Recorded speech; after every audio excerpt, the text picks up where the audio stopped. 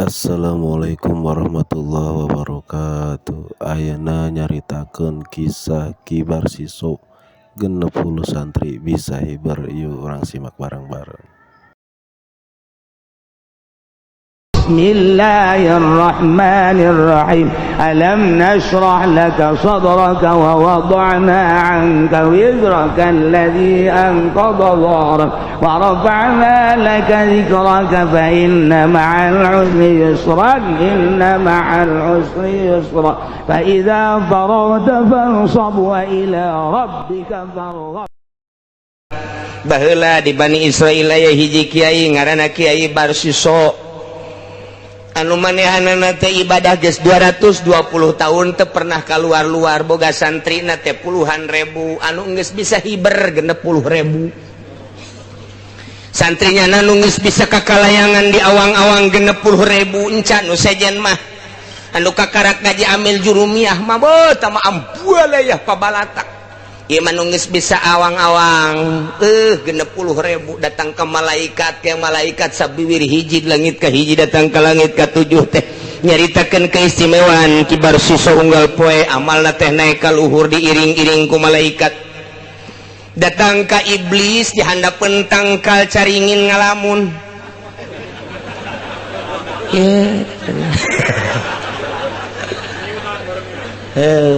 geus ai runtuh baruntung geus ngan bangun sakean deui ya tetangga sari ditereup aya sakena hiji nya siki sake naon garang-garana caringin raga aja habak cek iblis Barsiso hebat-hebat deui muridna kakalayangan di awang-awang nu sejen buncan murid nu sejen Masya Allah puluhan ribu cak set aing nyawa di mana alamatna eta Barsiso teh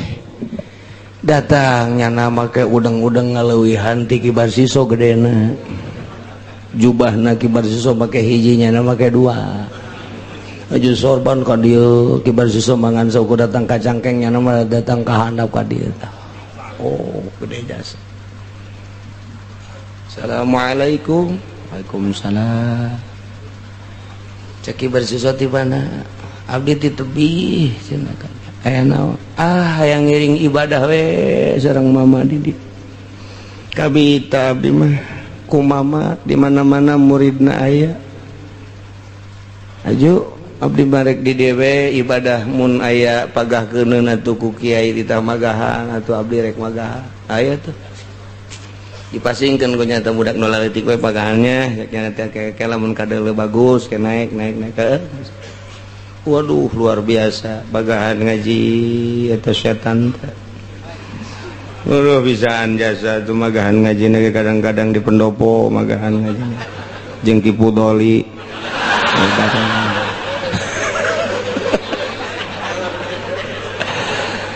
kadang-kadang di balai desa magahan ngaji kecamatan ya anu bangsa leueur we gitu magahan ngaji aya nu teu leueur mah teu geus kitu tah terus we nyana magahan ngaji insyaallah waktu di masjidna pernah eta iblis teh tilu penting teu balik cek Kibar Siso teh pohara amat ieu tamu ibadahna ja aing ge aing asana itu balik-balik mah teu kuat ngaju pas menang tilu poe teh diajak dahar yuk orang dahar kayu henteu abdi mah moal dahar pan abdi mah lamun keur ibadah cak setan teh geus teu hayang dahar teu hayang naon wih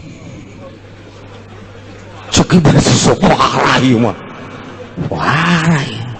penting diajak besi erek sare disadiakeun di ditu di kamar aya di hareup atau ada di tukang abdi mah teu sababaraha bulan teu sare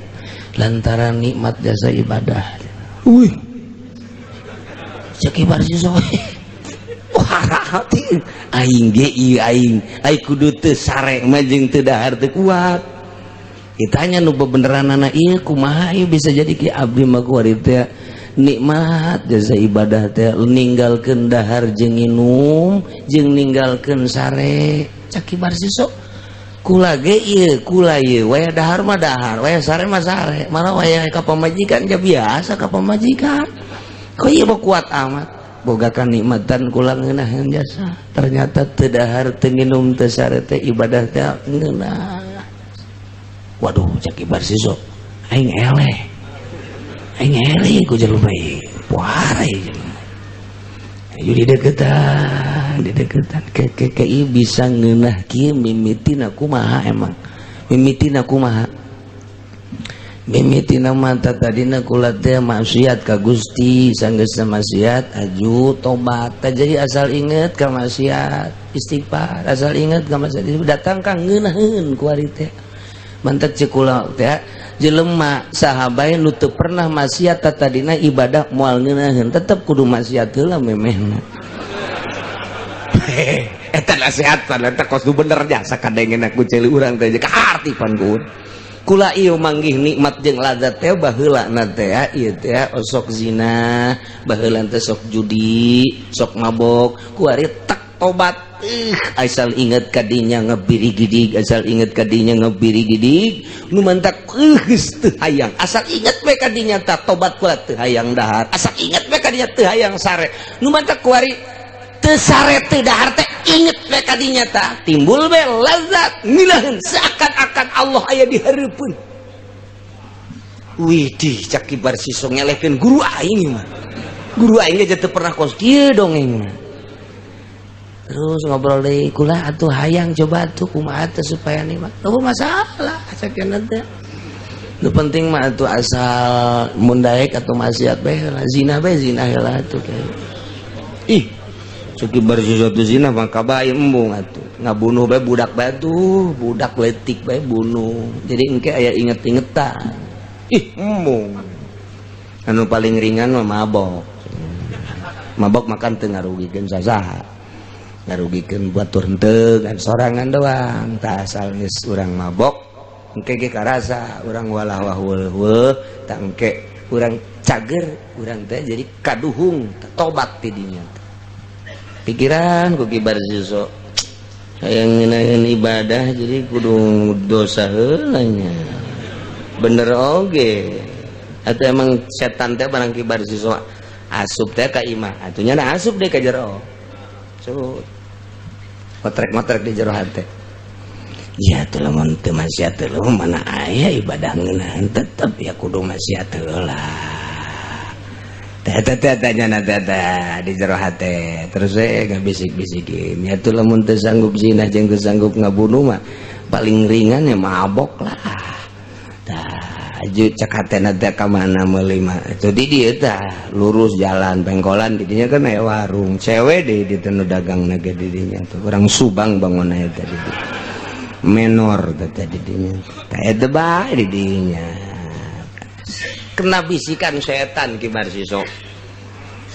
langsung we nya teh tas magrib teh nguluyur teh ka warung aya bener langsung nya meuli minuman bener awewe di dinya nu ngaladenana ge biasa minuman mah nu ngaladenna ge emang awewe wae ti baheula ge tengga kuari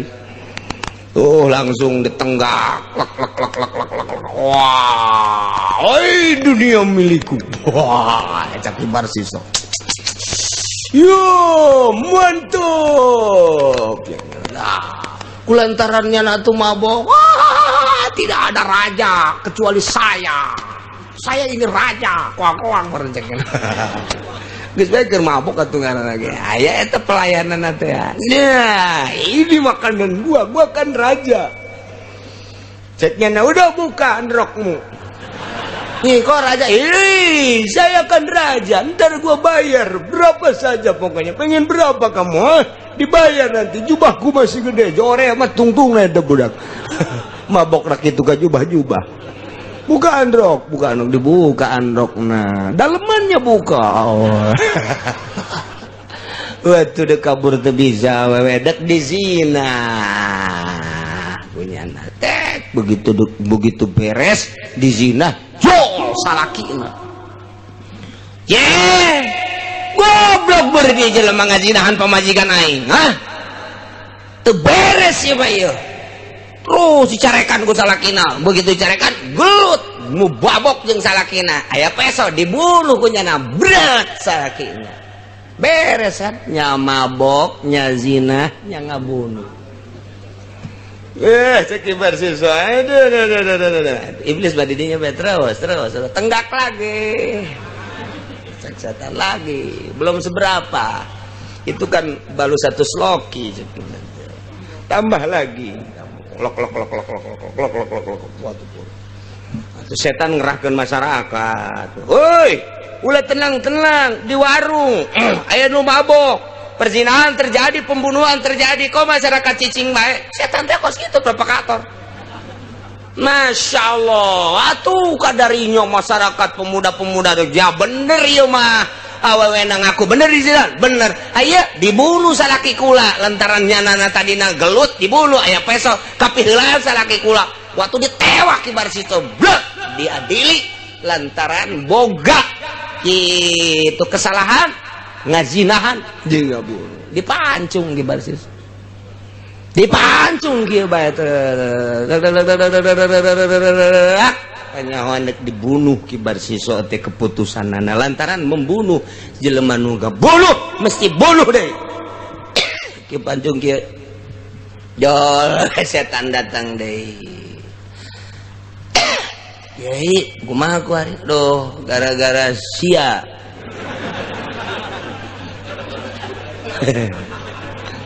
aing bisa kos kieu cegana keur ngeunah aing magahan ngaji ibadah kos kieu we wakanyalakeun cek setan teh tenang bae heulana bah tenang aing keputusan nepen ieu dibunuh ceknya gara-gara sia geus aing mah tobat bae ka Gusti Allah kan sasarana hayang ngeunaheun ibadah atuh jadi boro-boro ngeunaheun ceknya teh aing dibunuh kieu saeutik deui asal geus loba tobat sok tobat terus cek nyana teh terus coba ge sujud ge ka kula ge sujud kumaha sujudna cek nyana pan aing dipancung geus teu kudu dipancung teu kudu kumaha sujud mah bisa bae ku mata bae isyarah sujud bae geura ge bakal ngeunaheun ge ibadah teh lantaran pan kula guru maneh geus ayeuna mah sujud bae geus ka guru ku ari mah ieu aing maneh teh saha ieu teh kula teh setan tapi setan geus jadi wali setan jadi wali geus pokona mah ku ari mah sujud geus gara sujud gara ge sujud ieu keun ngarasakeun nyeri cenah awak ieu nya teh asana teh kudu ditembak teh kudu dibacok ke paeh ieu mah ieu sakarat cenah geus gara sujud bae ge ngeunaheun ge hayu geus gara sujud kicep bae jeung isarah kicep jeung isarahnya bahwa eta teh pangeran disujudan trek hos bae na'udzubillah min mantap ulah sok agul ku ilmu ulah agung ku Alhamdulillahirabbil alamin sakitu tina guru urang mudah-mudahan manfaat kasadayana. Assalamualaikum warahmatullahi wabarakatuh.